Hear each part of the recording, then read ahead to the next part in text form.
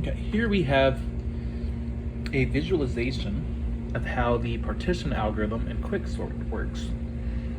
So here we have an array with 8 indices. Relates a subarray as marked through the starting index P and the ending index R. And we're going to visualize how Quicksort works. Or how the partition algorithm works. So the way it works is you choose an element to partition the rest of your elements around. So we're just going to arbitrarily choose the last element of this subarray, which is 5. It's denoted by index R. Index R is the end of our subarray. Index P is the start of the subarray. And we're going to create 2 sections. One section is going to store all of the elements less than 5. Another section is going to store all the elements greater than 5. And actually there's going to be a third section as well, which is going to store all the elements that we haven't looked at yet. So we're going to start off with essentially that unlooked at section. And right now it contains all 8 of our elements. So what we're going to do is look at the very left element of this unpartitioned section, and we're going to figure out where it belongs. So let's look at a sub p. That's the first element. So 2 is 2 less than a sub r, which is 5. Is it less than or equal to 5? And yes, it is. So we're going to put 2 in our first partition, the partition that is less than our partition element, or our pivot element. So we're going to create a section. We're going to call it, the less than section. And we're going to put 2 in it. And the way we're going to denote that is actually using 2 indices. One is index P and one is index I. P is going to be the first index of that less than partition. And I is going to be the last index of that less than partition. Since there's only one element, P and I are the same. And so now let's look at the second element in our array. Let's look at a sub. Let's look at 6. And actually, we're going to introduce a new index, J. J is going to represent the first element of the unsorted section, of the unpartitioned section. And R, of course, is going to represent the last element of the unpartitioned section. So now let's compare the first element of this unpartitioned section to, a sub R. So is a sub j less than or greater than R? And it's actually greater than. So we know that 6, a sub j, is going to go in our greater than partition. So I'm going to create a new section. This is the greater than section, and now has 1 element in it. Now,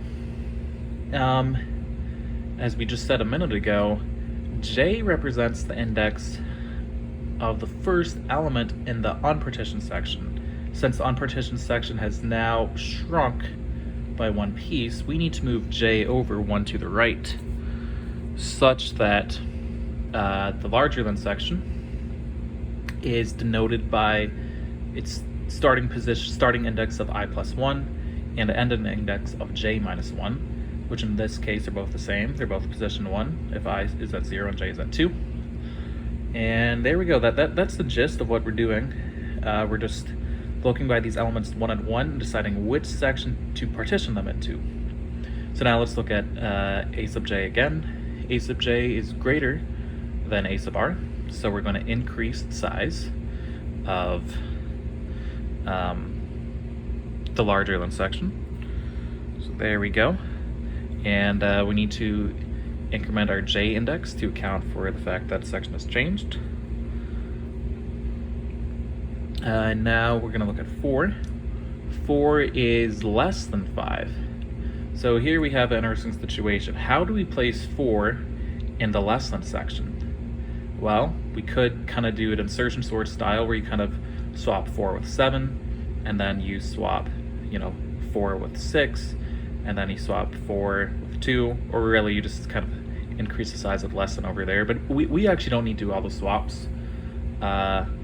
All we simply need to do is shift over the right boundary of the ending boundary of the small section, of the smaller than section, and shift over the entire greater than section, both the starting and the ending index, by 1.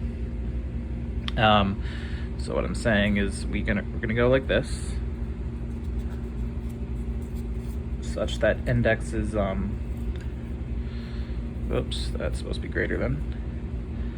Such that index is 2 and 3 now hold the larger than section, and we're going to increase the size of the less than section, such that it's now,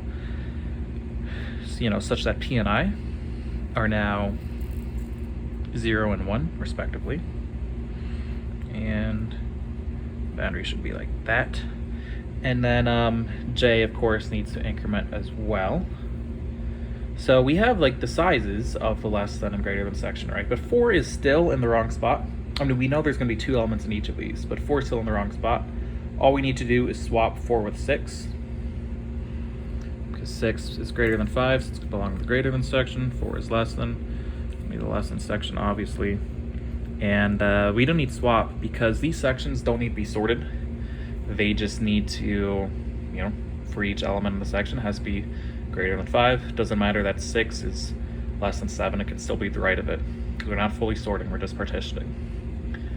So yeah, we're just gonna keep going. Pair a sub j to a sub r. 3 is less than a sub r. It's the same exact case as last time. We're gonna increment j and increment I, and shift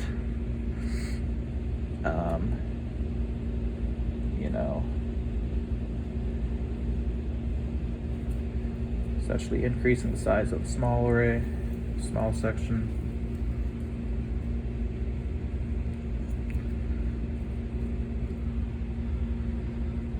And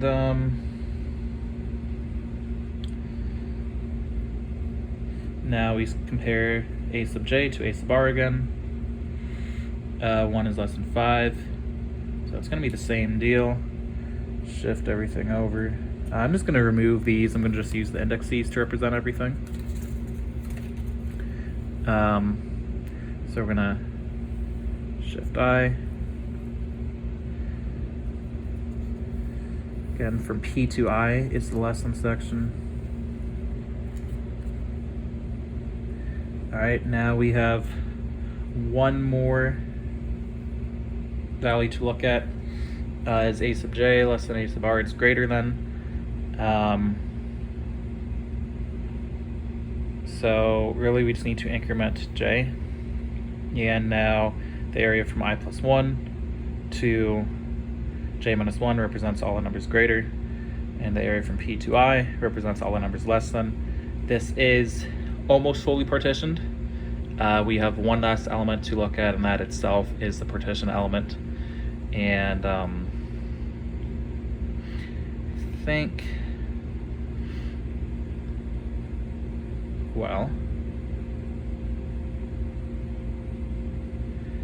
I think we can just swap that with I plus 1 directly, because it's going to still be greater than all the elements from P to I, and then all the elements from I plus 2 to j are going to be greater than or equal to that as well. So yeah, the last operation is we just swap I plus 1 with j, or equivalently with r, because j and r are the same thing at this point. There we go, it is partitioned. We're gonna go, let's go write this up as code.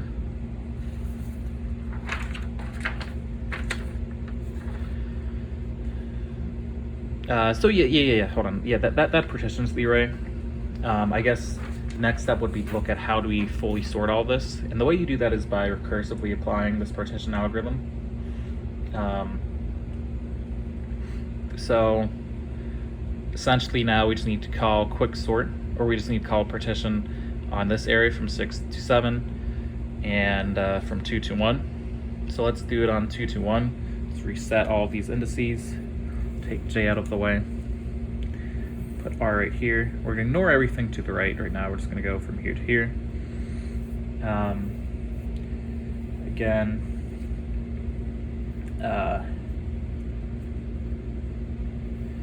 I is going to start at -1. We didn't talk about that last time, but I is going to start at -1 because the less than section is going to start at size 0. The only way to make that section size 0 is if, the starting index is less than the ending index is less than the starting index. And then similarly, the greater than section is going to be size 0. And since the way we track that is from I+1, indices I+1 to j minus 1. If you set j equals 0 at the start and I equal -1 at the start, that makes an array of size 0 at the start. Okay, so I'm going to select the last element as our pivot element. Pivot element is 1. So 2 is greater than 1. So what we're going to do is increase the size of our larger partition. The way we do that is by incrementing I. So again, everything from I+1 to j minus 1 represents that larger partition. Now we look at a sub j compared to r. Again, a sub j is greater than r. We just increment that again. Same thing with 3 as well.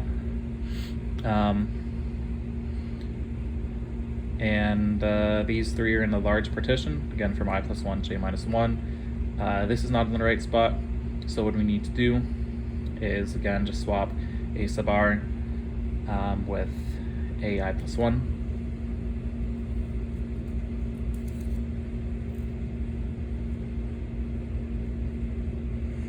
And what I didn't mention before is how do we choose what are the next 2 sections to partition.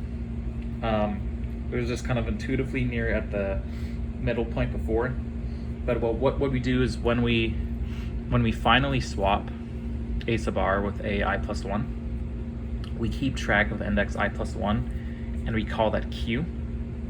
And we're going to all write this out in code so it makes sense, but q represents the index that the pivot element was placed at. And then we then need to call partition on everything from q+1 to r and everything from p to q minus 1. In the example we just did, q was right here, so it was right here, and we ended up sorting everything, from p to q minus 1, and we're also going to sort, this over here, which is q+1 to r, or the old q+1 to r. In this example, though, q is obviously at 0, so sorting from p to q minus 1. If we let's just say we call insertion sort on that, we can recognize that the length, from p to q minus 1 is less than or equal to 1, so we're just going to abort insertion sort there. But from from q+1 to r, the length is greater than 1, so we will call insertion sort again on there. So let's start on these elements. We aren't going to run through insertion sort again, but we'll just, so you get the picture recursively, or you can trace it through on your own if you don't. But I'm just going to say we called insertion sort a few times, got that. And then when we call insertion sort on these, up until the base case is, it'll sort. So yeah, rather than tracing through all of that, let's write it out. So the idea is this. You want to call, I've been saying insertion sort this whole time. I'm going to quicksort. So I'm not a professor. So how do you call quicksort on array A? Well, it makes it easier if we redefine the function definition to include, starting and ending indices. We're going to call those P and R. And first we're going to partition that array using that's the meat of the algorithm. But before that, we can say that an array is sorted if it's of length 1 or less. So if r minus p is less than or equal to 1, we will just return. We will end the procedure. So that's necessary, or else when we do the recursion, it will keep recursively calling forever. So we're gonna say, we're gonna call partition, and we're kind of using JavaScript syntax here. Partition from A to P R, and remember, we didn't cover this fully before, but we're going to return the index of the element that was partitioned around.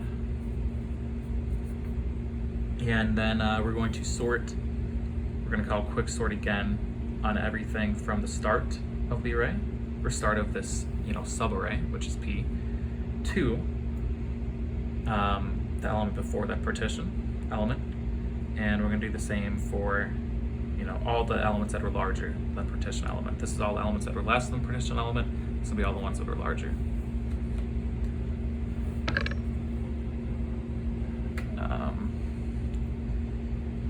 Sorry, that should be Q plus 1 to R. So we need to write out partition function. So partition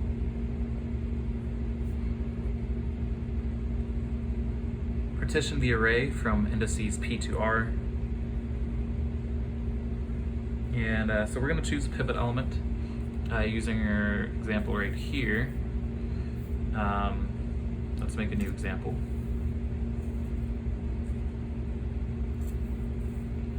So our partition element is going to be the last element of the array, which is R.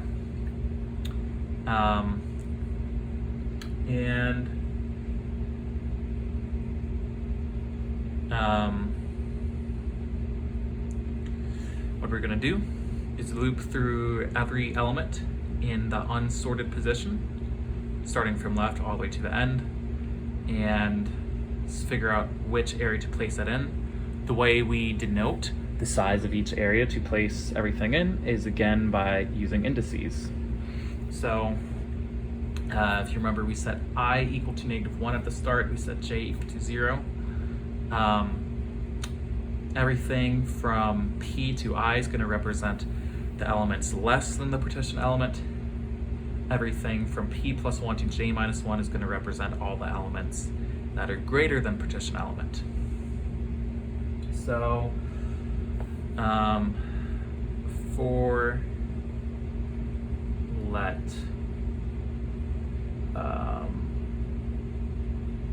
let's see, first I is going to equal to P minus 1, and then j is going to start at P, and while j is less than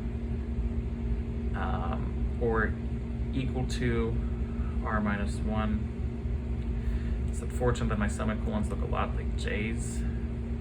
So we're going to compare the partition element, which is A sub R, to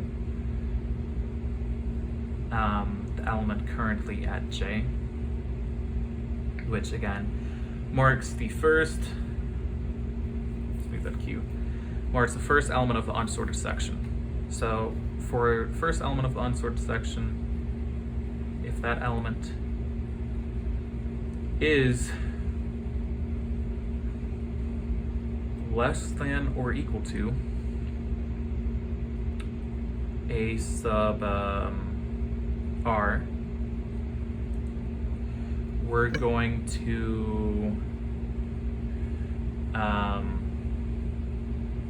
well, actually it's kind of easier to reason about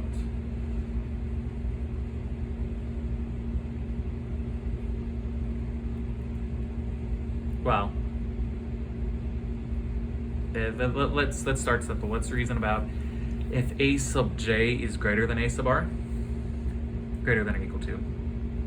If A sub j is greater than or equal to R, we're just going to increment j to represent that, the greater than area, which is from I plus 1 to j minus 1, has increased.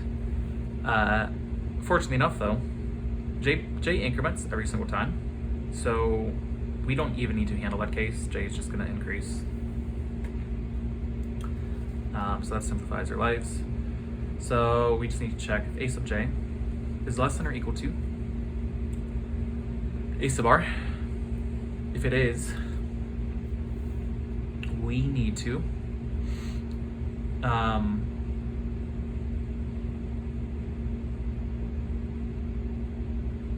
well, sorry, let's pause that for a second. Let's actually go through our example here. A sub j was greater than r, so we need to increment j. All right, now we're looking at this again. A sub r is still greater than, a sub j is still greater than a sub r, so we're going to increment j again. Here, a sub j is less than or equal to a sub r, so we got to do some work here. In this case, again, we need to increase the size of the less than partition. The way we do that is by incrementing I. So we're gonna, I plus plus. A semicolon out of j. And we need to somehow get that element into over here, into, the p to I section. And the way we do that is we're just gonna call swap on these two indices. So that's index I and index j. Just to write a little swap function. Let's see, can you still see my hand? Yeah, you can. Swap one index to another index. Let's say let temp equal a sub m, and then I'm gonna overwrite a sub n, so a sub n, and then set a sub n equal to temp. Pretty simple swap procedure. And all right, so let's go through this right here. We just swapped 1 with 3, and now we're going to increment j. And j is not less than r minus 1, so we're going to end the loop. And what do we need to do to end it? We need to swap a sub r with I plus 1. Because again, a sub r needs to be less than every element, less than or equal to every element from I plus 1 to r. But if we're swapping it over there, really it's going to be less than every element from I plus 2 to r, less than or equal to. And there we now have this fully partitioned. It just so happened that since this array was so small, it also sorted. But technically, everything's now partitioned around position I plus 1, which we're going to return as q. Yeah, so after this for loop is over, we swap I plus 1 with r. And we also want to return that element I plus 1, which is the element we partitioned around. And yeah, that's it. We have a function called partition. If we're using JavaScript syntax, I'll have to start with the function keyword.